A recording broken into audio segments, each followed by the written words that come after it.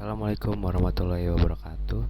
Nama saya Muhammad Habib Permana dengan NIM 2011-322. Di sini saya akan menjelaskan tentang kontrak bisnis.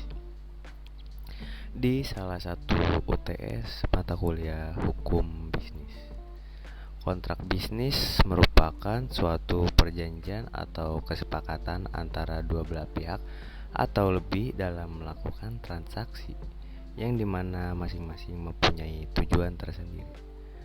Selain dari KUH Perdata, ada juga sumber hukum yang lainnya. Yang pertama, peraturan perundang-undangan lainnya yang mengatur tentang jenis, aspek kontrak perjanjian tertentu. Yang kedua, jurisprudensi, yang putusan perkara terkait dengan kontrak. Putusan ini merupakan putusan hakim. Yang ketiga, perjanjian internasional yang mengatur tentang aspek bisnis atau perjanjian secara internasional baik sifatnya ataupun bilateral. Yang keempat, ada pendapat para ahli atau doktrin. Hal ini menjadi sumber hukum kontrak bisnis apabila telah dianut secara meluas. Yang kelima, adat di daerah tertentu yang diambil dari keseharian atau kebiasaan yang berkaitan dengan kontrak atau perjanjian di kehidupan bermasyarakat. Yang kedua, ada kontrak perikatan.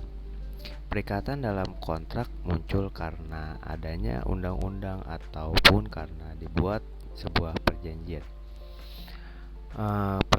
Perikatan tercipta guna lahirnya sebuah kontrak atau perjanjian.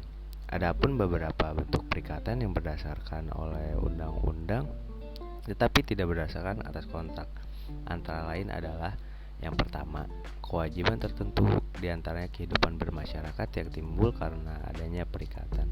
Yang kedua, kewajiban untuk memelihara serta mendidik anak yang timbul karena adanya perikatan. Yang ketiga, adanya perbuatan melawan hukum yang dapat menimbulkan perikatan. Yang keempat, perbuatan sukarela yang harus dituntaskan sehingga menimbulkan adanya perikatan.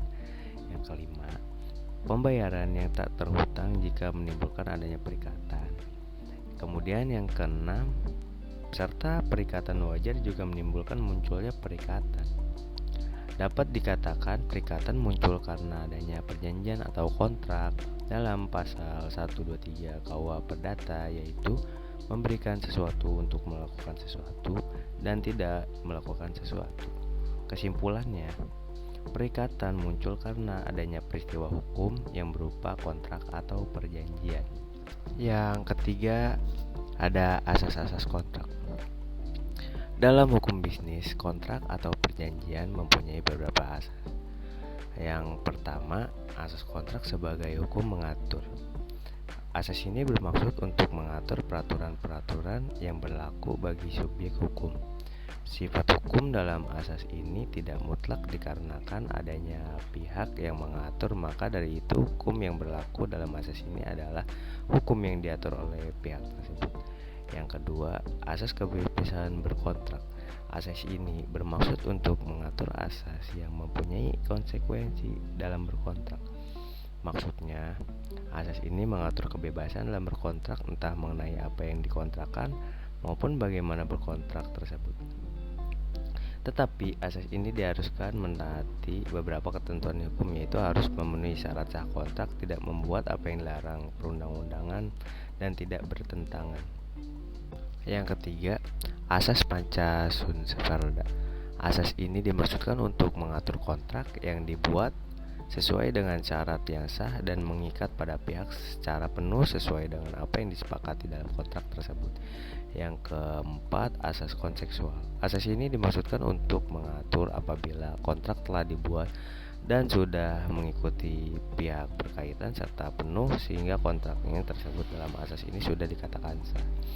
Yang kelima, asas obligator. Asas ini dimaksudkan untuk mengatur sebuah kontrak apabila kontrak tersebut telah selesai dan dibuat para pihak yang terlibat sudah terkait. Namun pihak yang terkait di sini adalah yaitu melakukan prestasi sesuai dengan kesepakatan dan menerima hak sesuai dengan kesepakatan. Kemudian ada syarat sah kontrak. Suatu kontrak atau perjanjian yang dilakukan bisa dianggap sah secara hukum jika sudah melengkapi persyaratan tertentu. Pasal 1320 Kitab Undang-Undang Hukum Perdata dicantumkan syarat sah dalam kontrak antara lain. Yang pertama, syarat objek tercantum dalam KUHP pasal 1320 yang membahas tentang perihal tertentu, yaitu hal yang berkaitan mengenai sesuatu yang jelas dan disahkan oleh suatu hukum. Yang kedua, syarat subjektif tercantum dalam KUHP pada pasal 1320 yang membahas tentang adanya kesepakatan persetujuan bersama di antara kedua belah pihak. Biasanya kesepakatan dalam berkontrak itu tidak menghindari hal-hal yang dapat menimbulkan unsur-unsur paksaan, penipuan, atau kekeliruan. Yang ketiga, syarat umum yang berlaku dalam kontrak bisnis sebagai berikut. Perjanjian kontrak harus dilakukan dengan maksud dan tujuan yang baik atau itikat yang baik. Yang keempat, syarat khusus berlaku dalam kontrak bisnis sebagai berikut.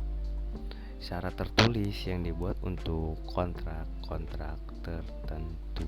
Kemudian ada prestasi dan non-prestasi. Prestasi merupakan kewajiban yang harus dilakukan dalam berkontrak. Kewajiban tersebut wajib dilakukan oleh pihak debitur terhadap pihak kreditur. Sedangkan non-prestasi merupakan lawan dari prestasi, yaitu sebuah keadaan pihak debitur tidak melakukan atau melalaikan prestasinya dan dampak yang ditimbulkan adalah sebuah ganti rugi. Pasal 123 KUHP prestasi dalam suatu kontrak meliputi A. Memberi sesuatu, yang B. Membuat sesuatu, yang C. Tidak berbuat sesuatu. Tercantum juga dalam KUH Perdata pasal 36 yang menyatakan bahwa salah satu pihak yang melakukan non-prestasi adalah A. Tidak menjalankan apa yang sudah dijanjikan untuk menjalankannya. Yang B. Menjalankan apa yang sudah dijanjikan tetapi tidak sebagaimana yang dijanjikan. Yang C. Menjalankan apa yang dijanjikan tetapi sudah lewat waktu. Yang D. Menjalankan suatu yang menunduk perjanjian tidak boleh dijalankan.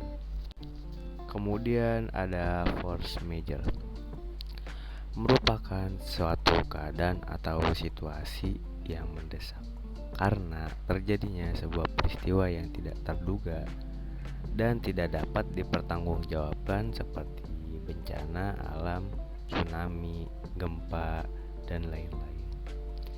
Jika dalam kontrak bisnis terjadi force majeure, maka pihak yang terlibat tidak diwajibkan untuk membayar kerugian.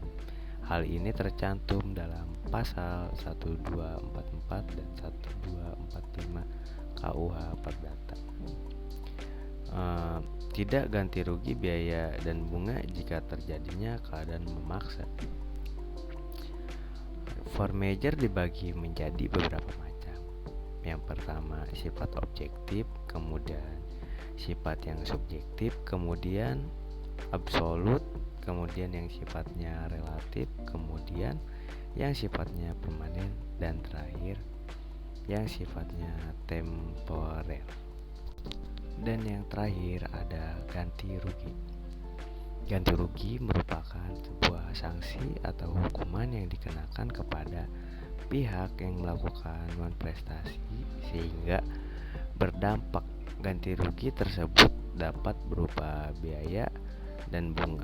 Hal ini tercantum pada pasal 4 Undang-Undang Nomor 8 Tahun 1999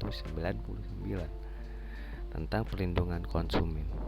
Konsumen berbentuk untuk mendapatkan kompensasi ganti rugi dan atau penggantian apabila barang atau jasa yang diterima tidak sesuai dengan perjanjian atau tidak sebagaimana mestinya.